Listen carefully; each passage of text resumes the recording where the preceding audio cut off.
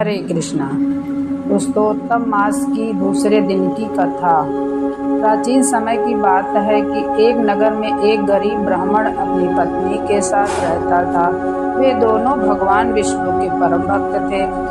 घर में धन नहीं था, कई बार भोजन भी मुश्किल से मिलता था, लेकिन फिर भी दोनों कभी भगवान की भक्ति नहीं छोड़ते थे।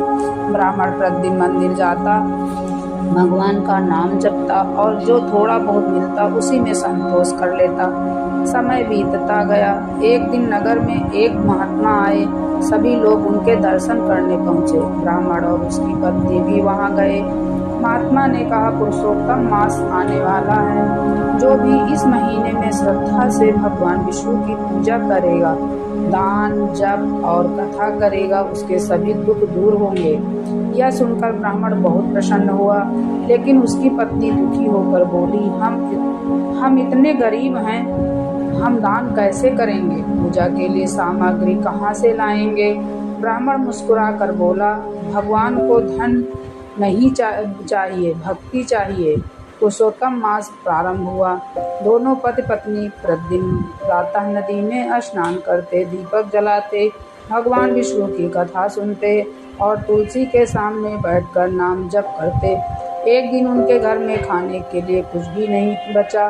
तभी द्वार पर एक वृद्ध साधु आए। उन्होंने कहा, बेटा, कई दिनों से भूखा हूँ, क्या कुछ भोजन मिलेगा? पत्नी चिंतित हो गई। घर में केवल थोड़ा सा आटा बचा था। वह बोली, अगर यह भी दे दिया तो हम क्या खाएंगे? लेकिन ब्राह्मण बोला, यह अवसर स्वयं भगवान ने भेजा है। उसने प्रेम से वह सारा भोजन साधु को दे दिया। साधु बहुत प्रसन्न हुए। उन्होंने आशीर्वाद दिया, भगवान पुरुषोत्तम तुम्हारे घर सदैव सुख बनाए रखें। इतना कहकर साधु वहां से चले गए। अगले सुबह जब ब्राह्मण उठा तो उसने देखा उसका छोटा सा घर अन्न धन और वस्त्रों से भरा हुआ था। दोनों पति पत्नी आश्चर्य में पड़ गए। उन्हें समझने में न देर लगी। वह साधु स्वयं भगवान विष्णु थे, जो उनकी परीक्षा लेने आए थे। दोनों की आंखों से आंसू बहने लगे। उन्होंने भगवान का ध्यान किया और जीवन भर पुरुषोत्तम मास की भक्ति करते रहने का प्रण लिया। जय जय जय श्री राधे।